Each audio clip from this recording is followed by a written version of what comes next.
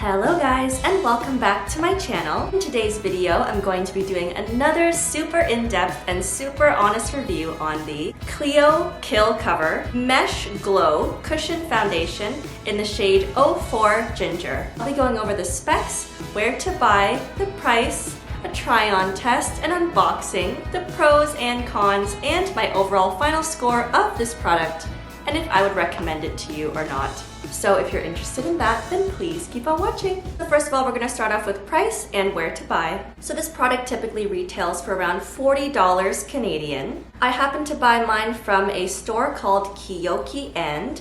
However, you can get it from most stores that sell Asian beauty and makeup products. So I'm just going to go over the specs and claims of this product. How to use. Apply by pressing the puff into the sponge and pat the puff onto the face. Please use after removing the film. The cushion compact contains skincare moisturizing ingredients which may result in the contents and essence to surface. A little bit of grammatical errors there, but you get the idea of what they're trying to say. This phenomenon is perfectly normal and you may blend the contents when applying the product. Please close the lid fully after use. Store in a safe place and be careful not to drop to prevent it from breaking. Ingredients: chamomile flower water, D-panthenol, and 8 kinds of hyaluronic acids. Made in Korea. So this product comes in 3 shades only. The shades are 02 Lingerie, 03 Linen, and 04 Ginger, which is the darkest shade and the shade that I happen to have here. So now I'm just gonna do an unboxing for you guys.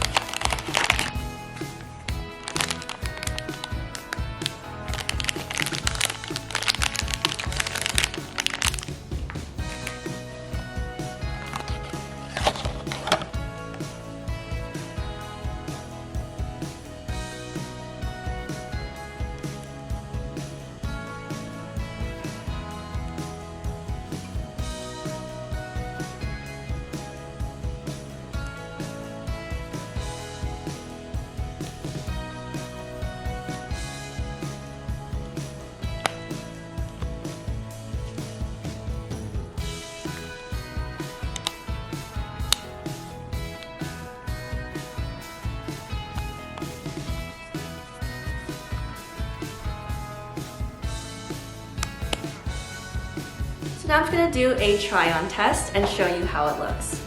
Alright, so on this side of my face, I'm going to apply it using the puff that's included in the compact. And then on this side of my face, I'm going to apply it using a beauty blender sponge.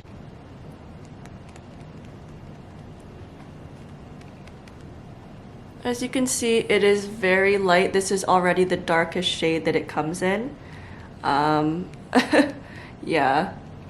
It's significantly lighter than my skin, but it's just at that place where I think I can get away with it, but not really. I don't know, let me know what you guys think. Is this like way too light for me? So far, it feels incredibly hydrating going onto the skin.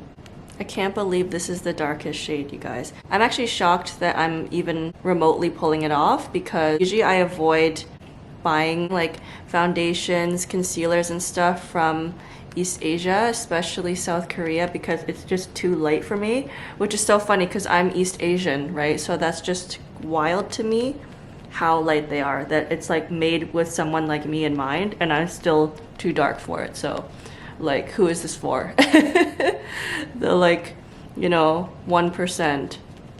Because like, I'm not even that dark. There's darker Asian people than me. So yeah, it's just crazy that this is the darkest shade they offer. But yeah, so it goes on really, really nicely. It definitely gives an extremely dewy finish. It doesn't feel dry at all. It's very hydrating. And yeah, I'm really loving the creamy, watery consistency. And the coverage is pretty good too. Like everything about the consistency I'm loving. So yeah, that's half my face done. You can see how much lighter it is. Okay, so now I'm gonna go ahead and go in with a damp beauty blender. All right.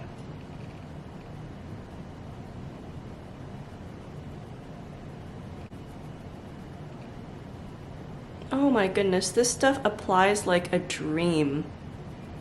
It's so incredibly dewy and not too heavy. It just feels really, really hydrating. I'm loving the feel and the consistency. I mean, one thing we love about Korean cosmetics is, you know, they're famous for their skincare. So of course it's going to feel hydrating and good for the skin, even though this is a makeup product. I just hate how non-inclusive the shade range is.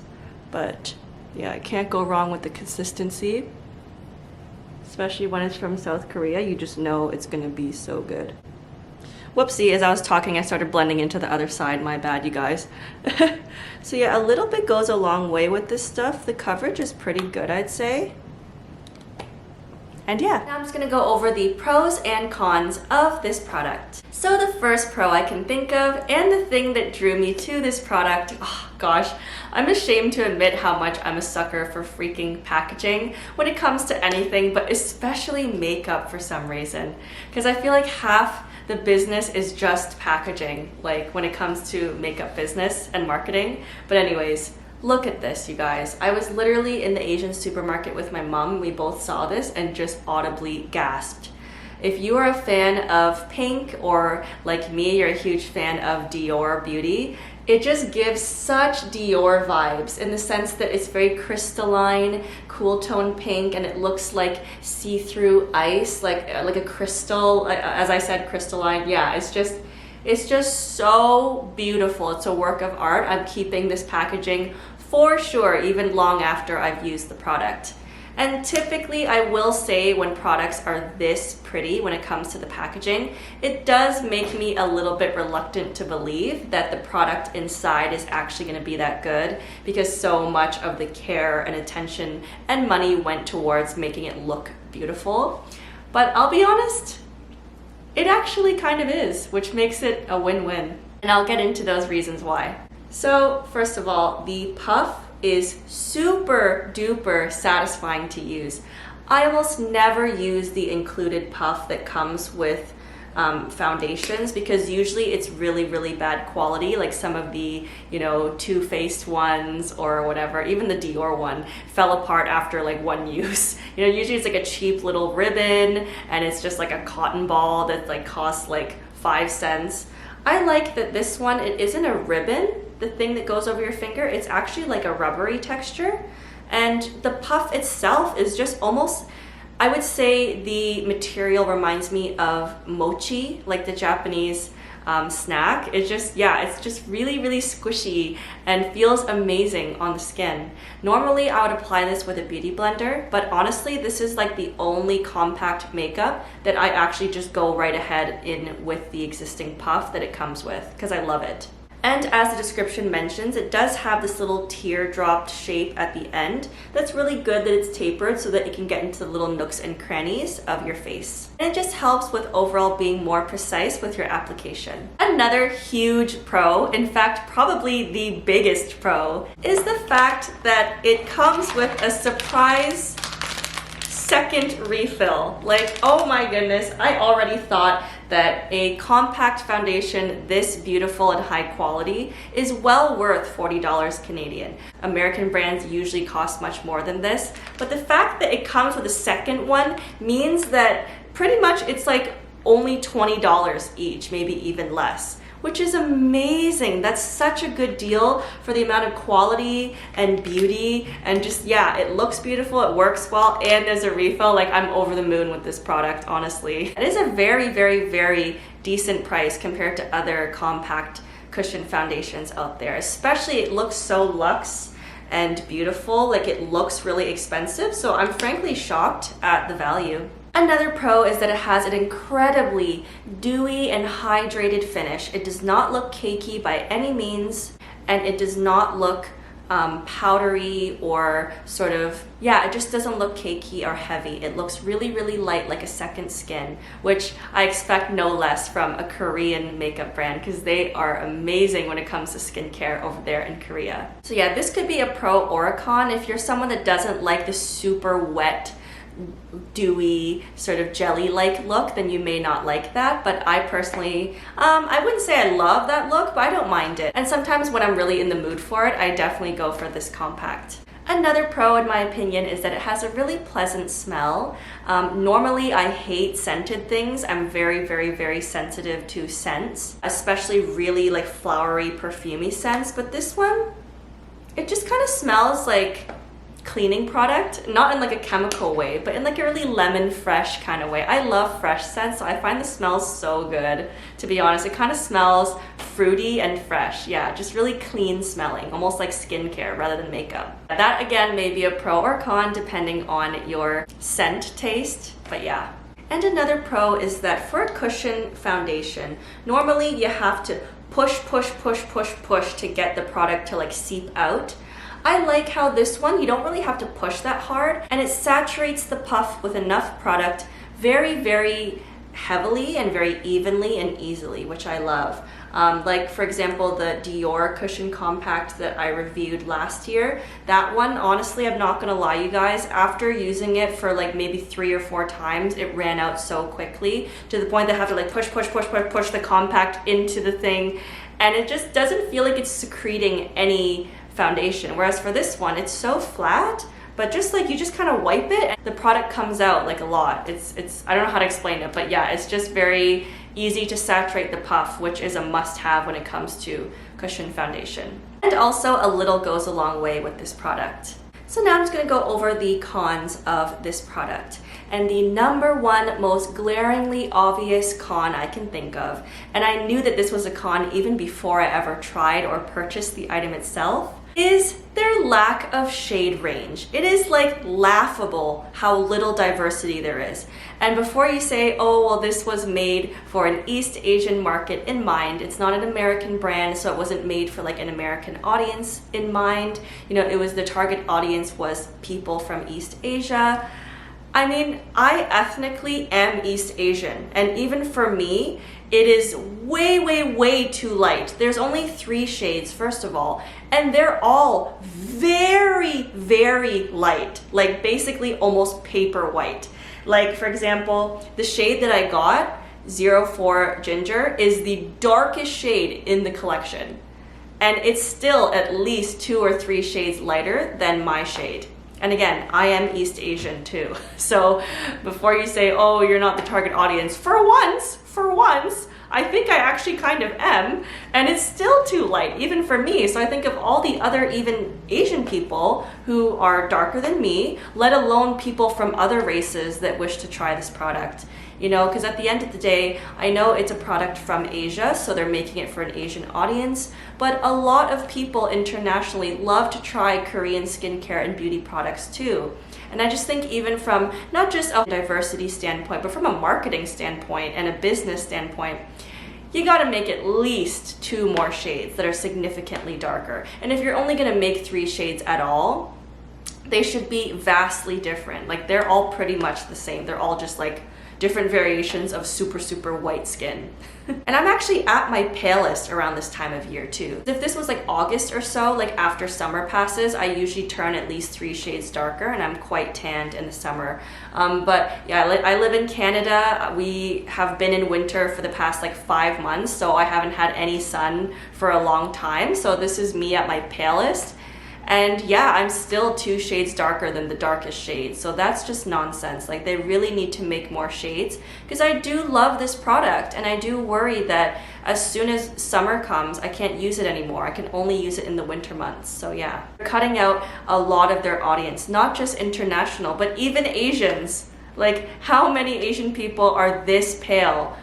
Not a high percentage, honestly. I mean, maybe that's just my opinion, but I don't know. There's so many different kinds of Asians as well, and a lot of Asians are not this light. So it's giving colorism. And I know that's a whole nother topic, you know, that's a whole video in itself. We could go on and on about the East Asian beauty standards and the toxicity of colorism and the obsession with whiteness and whitening the skin. That's like a whole nother thing. But yeah, as I was using this, I remember thinking, oh my goodness, I miss Asian beauty, because I actually got into makeup because of like K-pop and Korean beauty and stuff, like BB creams and stuff back in like 2011 or so. And recently getting back into it, gosh, like over 10 years later, I think, I was like, why did I ever get out of Asian beauty? Like, why didn't I stay into it? Like, because for a long time I wore American beauty brands. And honestly, it was a rude awakening and a sad reminder of why. Like, oh yeah, that's why I wasn't really into Korean and Chinese and Japanese beauty anymore. Because all of their skin products are so freaking light, and or whitening or bleaching or has some sort of whitening properties in it. And it's just, yeah, not everyone is that white. Like, I'm sorry. Or even wants to be that white. So yeah. All right, so now my rant about the lack of diversity in shades is done. I want to go over some of the other cons of this product that I thought I should mention as well. Another con is that if you apply it a little bit too thickly, it really does settle into your lines like pretty badly. So I know I did say it applies thinly, but if you do happen to like do a second layer, it quickly becomes very, very, very cakey, and it settles into every single fine line on my face, and it's not the most flattering. And the last con I can think of is that it stains really easily, and if you scratch your face, you'll have a nail mark. So you really do have to set this stuff. It really moves around a lot. I think that's just the case with any dewy finish foundation. But yeah, it definitely doesn't stay in place that well. It's very malleable and soft. So you really do have to use setting powder with this one. Because if you don't, not only does it like move around a lot, but it's like really, really dewy. So even if you love that dewy look, you look like a wet seal. Like, it's incredibly oily looking without setting powder, so yeah. So overall, my final score of this product is about an 8.5 out of 10. Honestly, I would rate it a 9 out of 10 if they just had more of a shade range. But overall, I would still recommend that you try this if you happen to be one of the small percentage of people on earth that is this shade or paler. So yeah guys, that is it for this video. Thank you so very much if you made it this far. Please don't forget to give it a like if it was helpful to you, and please also consider subscribing to my channel, as it would truly, truly mean the absolute world to me. You have no idea how much it would mean to me. So please, please, please consider subscribing to my channel. And that is it for this video, you guys. I will see you in the next one. Bye!